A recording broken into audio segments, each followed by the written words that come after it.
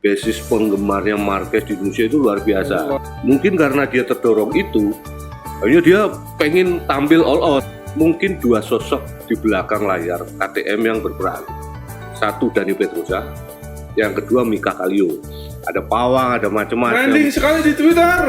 Dan identitas lokal dari Indonesia itu bisa keluar negeri semua. Bahkan Miguel Oliveira, dia ngomong kalau misalnya lapnya ditambah 7 lap lagi, mungkin dia sulit untuk mengimbangi Quartararo. Dia sampai sekarang itu belum disodorin kontrak sama Yamaha. Kembali lagi bersama saya Arianda Ahmad di Bicara Santai bersama Bung Ananto. Gimana Yan? Selaku pengamat olahraga dari Radar Jogja, channel Radar Jogja Podcast.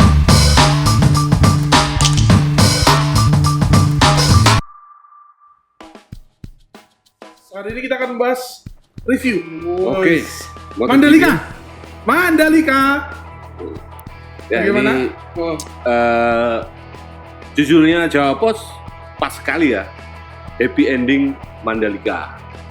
Jadi ini terbayar semua, 25 tahun menunggu, langsung penuh drama dan sukses sebenarnya. Ya intinya sukses gitu aja. Sukses meskipun masih banyak ya kekurangan-kekurangan itu biasalah. Ya. Juga nanti kan 1 tahun ke depan masih panjang. Ya, nah ini mungkin bisa evaluasi semua dan mungkin sirkuitnya, tracknya itu diperbaiki. Saya yakin luar biasa. Iya betul. Oke. Dan kemarin juga dari Moto3, Moto2 dan terakhir MotoGP juga penuh kejutan, luar biasa sekali. Nah, banyak ini kejutannya sebenarnya. sangat banyak. Dan Makanya penuh dengan drama, tanda kutip drama ini loh ya, drama bukan apa, drama positif ya. Maksudnya drama-drama kayak Marcos jatuh, akhirnya balapan, terus pemenang Moto2 ternyata dari Thailand untuk pertama kali menang Songkiat Thailand. Chandra ya. Sebenarnya ini luar biasa. Jadi ya kemungkinan besar karena orang Thailand kan dekat dengan kita.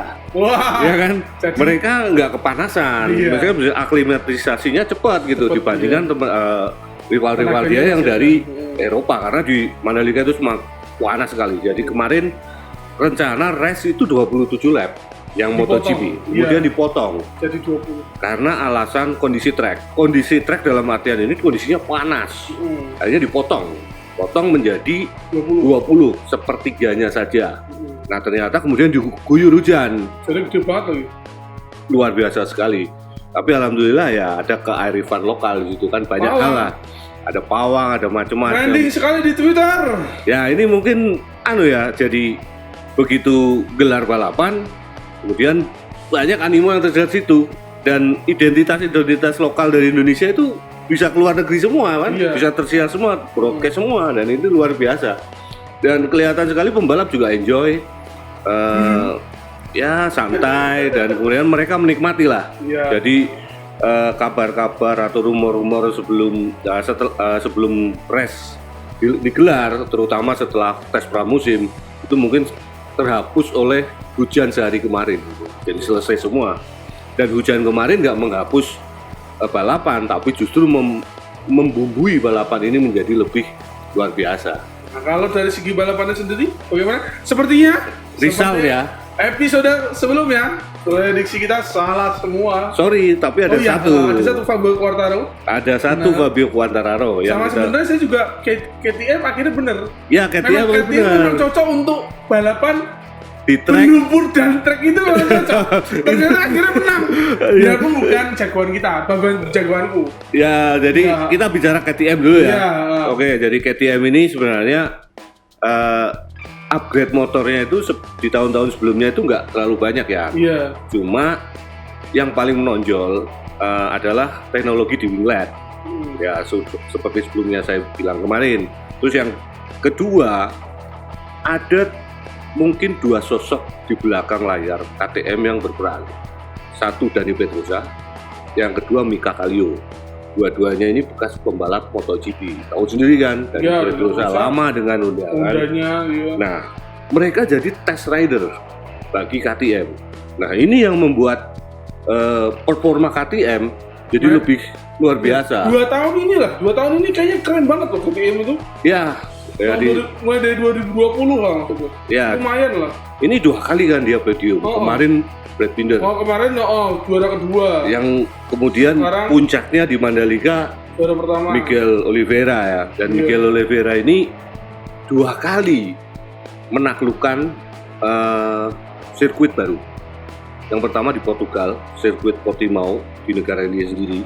Itu tahun 2020 dia juga juara. Luar biasa. Sekarang di Mandalika. Tapi rekor dia masih kalah sebenarnya. Sama? Marc Marquez.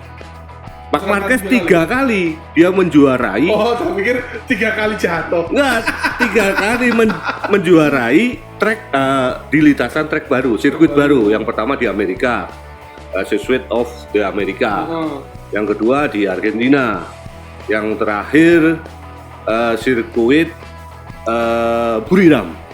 Jadi dia juara di situ. Kemarin kalau misalnya nggak insiden di warming up, mungkin Marquez mengukir lagi ya, namanya rekor lagi. Dan yang terakhir ada satu lagi, Iannone itu juga pernah juara di sirkuit yang baru. Saya lupa sirkuitnya namanya apa, saya lupa. Itu memang agak lama gitu. Tapi kayaknya Marquez juga agak maksain kemarin. Ya kalau sebenarnya waktu babak kualifikasi itu ya terutama ya. Kita kecelakaan nih waktu dia sama warming up lap itu juga ya. Jadi mungkin ya di benaknya Marquez dia tampil impresif di Qatar. Kemudian dia tampil di Mandalika di Indonesia. Basis penggemarnya Marquez di Indonesia itu luar biasa. Dan Indonesia ini menjadi salah satu mungkin yang terbesar penggemar MotoGP di dunia. Nah, ini antusiasme Marquez itu luar biasa. Mungkin karena dia terdorong itu, akhirnya dia pengen tampil all out. Kayak ini waktu paradenya. Waktu paradenya aja Marquez paling cicilan, kanan kiri belok kanan kiri, dia burn out juga kiri, kan. Pakai burn out segala, akhirnya beneran drop out dari Mandalika. Ya, itu memang luar biasa. Tapi kejutan juga. Fabio Quartararo. Seperti prediksi kita kan. Awalnya.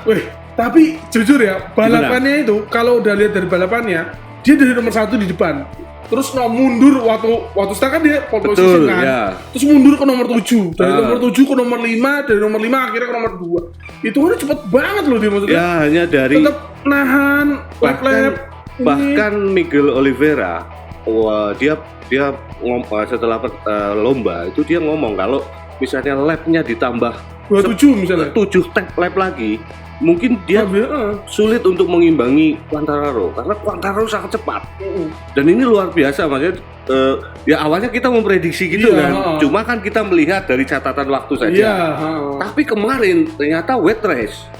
Balapannya balapan basah semua, ini 100% dan baru pertama si Quartararo ini bisa naik podium waktu full wet race. Biasanya dia KO. Dia nggak bisa berbuat banyak gitu di wet race itu.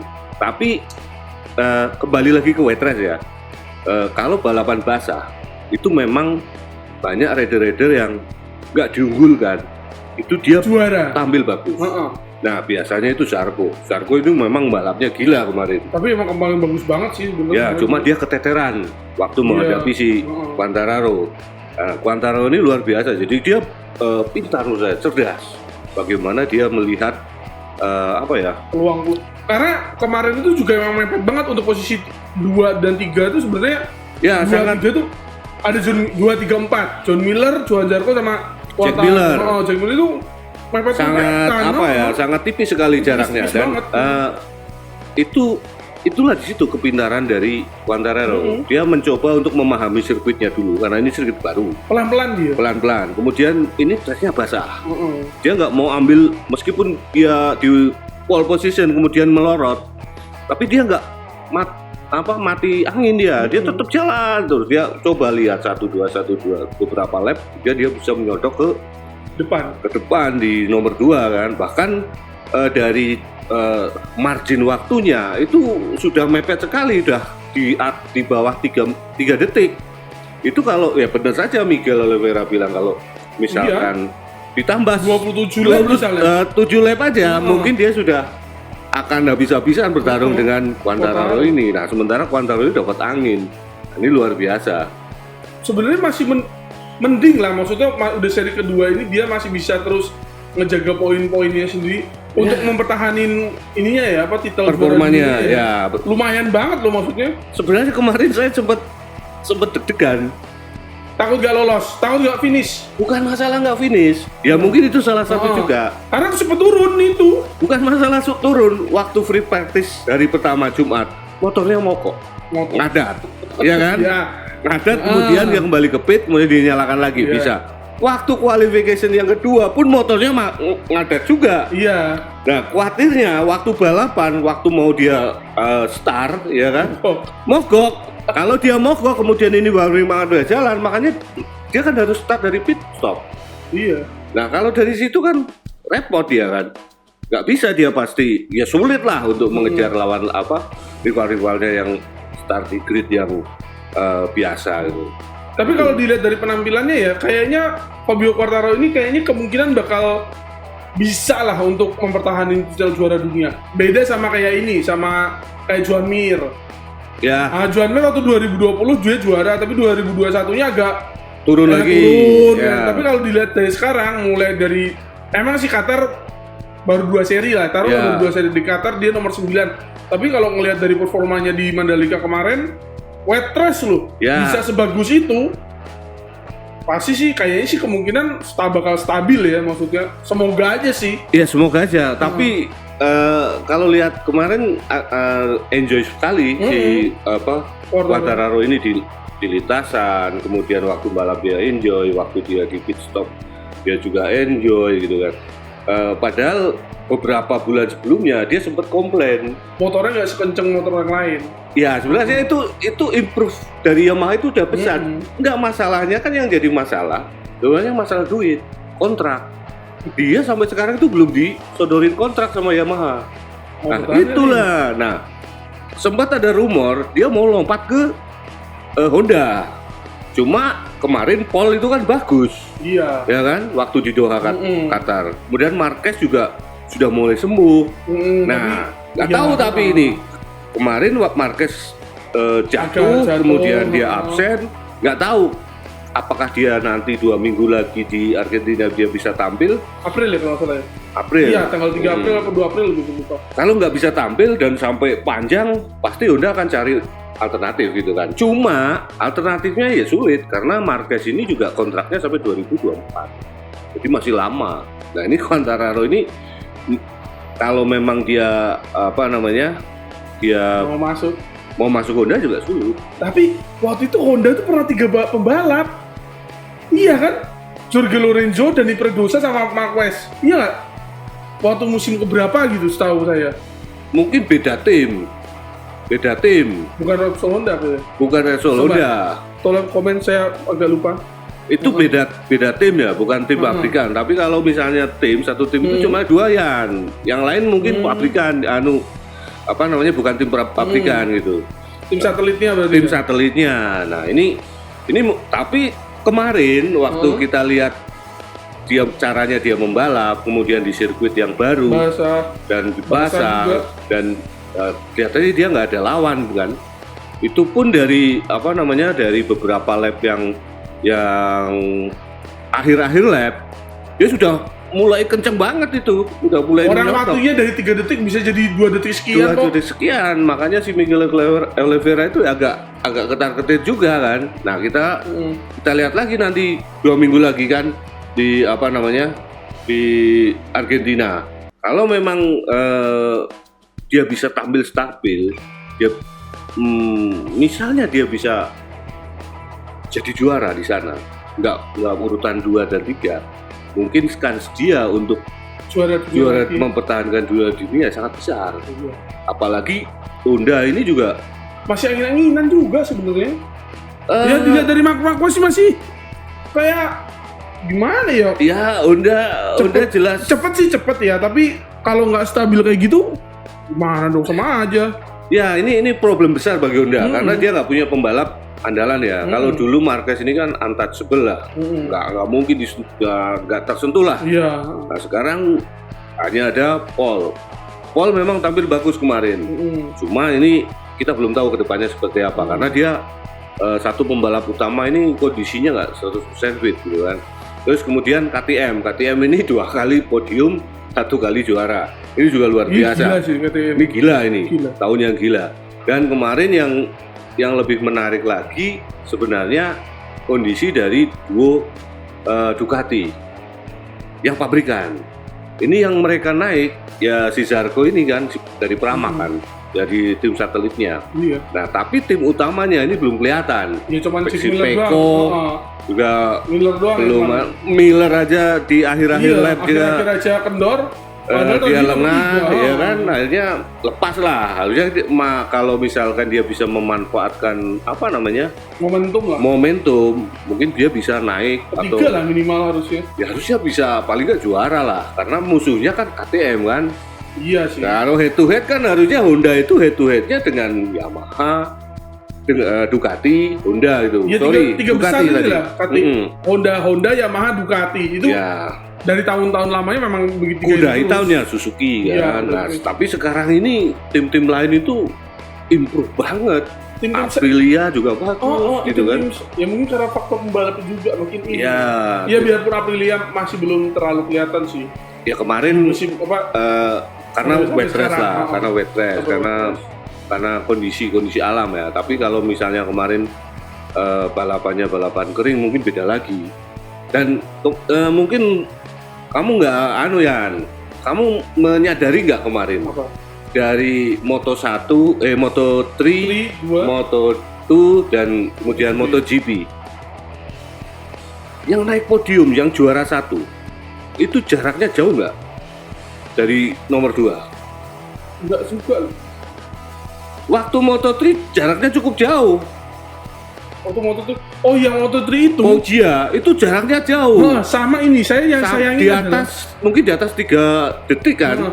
Saya yang sayangin adalah Moto3 itu kan pembalap Indonesia masuk grid depan kan. Akhirnya dia turun Jadi sampai nomor belasan dong. Nah, itu ya. Ya nggak tahu juga sih. Karena gini Yan, karena di free practice dan kualifikasi itu nggak bisa jadi jaminan. Karena kan dicarikan cuma waktunya doang. Kalau dulu ada yang namanya Sunday Rider kan, Sunday Rider itu Rossi. Rossi itu biasanya di kualifikasi nggak terlalu bagus, tapi waktu balapan dia luar biasa. Nah itu Rossi. Nah biasanya juga seperti itu. Nah kemarin di Moto2 si Somkiat Chandra itu dia jaraknya juga cukup jauh dari yang kedua. Dan yang MotoGP si siapa namanya Miguel Oliveira yang juara itu jaraknya juga cukup jauh kan? Iya, itu kan 2 detik itu jauh banget loh. Nah itu mungkin untuk balapan tuh 2 detik tuh jauh banget. Ya ini mungkin inilah karakteristiknya dari Mandalika ya. Ya jadi mungkin kayak seperti di Aragon atau di Tikungannya Valencia. sih tajam-tajam. Ya kita nggak tahu, tapi kelihatan sekali pembalap itu sulit menaklukkan tikungan-tikungan yang ada di sana. Layoutnya terlihat sederhana.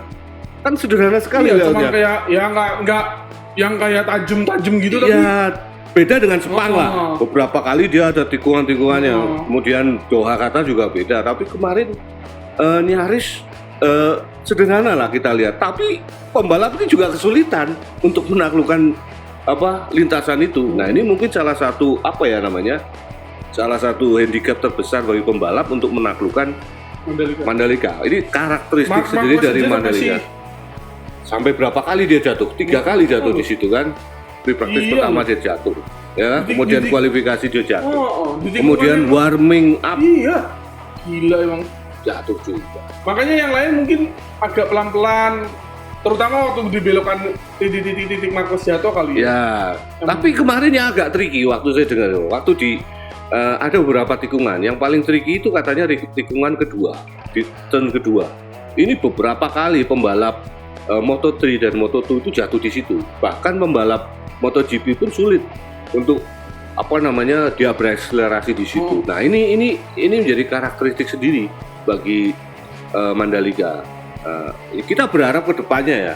Ini kan kontrak 10 tahun nih. Masih lama. Setiap musim bakal ada. Setiap tahun bakal ada. Kita berharap setiap tahun bakal ada dan mungkin tahun depan kita berharap beda lah. Maksudnya nggak wet race lagi. Ya, tapi kita kan jadi penasaran kalau ini misalnya sirkuitnya ini kering, ini bagaimana gitu kan. Nah ini menarik dan menurut saya kemarin wet race ada baiknya juga. Jadi kita masih penasaran seperti apa balapan di Mandalika kalau sirkuitnya kering. Iya. Itu aja. Ini menarik gitu kan. Nah kalau menurut Bu Anan tuh ngelihat dari performa Qatar sama Mandalika kemarin gimana?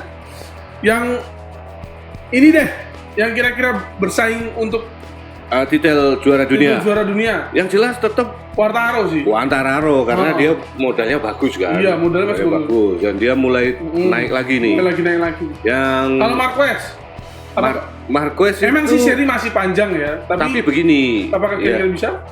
Saya pikir ini perlu observasi lama karena dia baru sembuh dari cedera yang panjang. Dan dia juga mengalami gangguan penglihatan gara-gara cedera itu. Jadi nggak bisa mungkin tahun ini dia nggak bisa mungkin 100% karena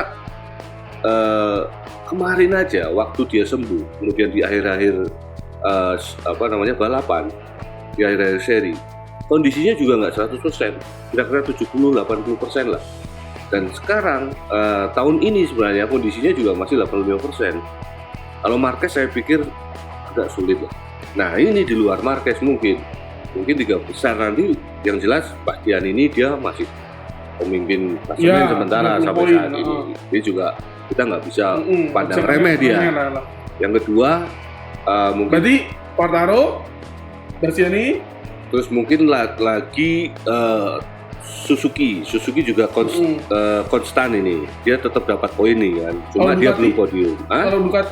Kalau Ducati, nah ini Ducati satelit kayaknya.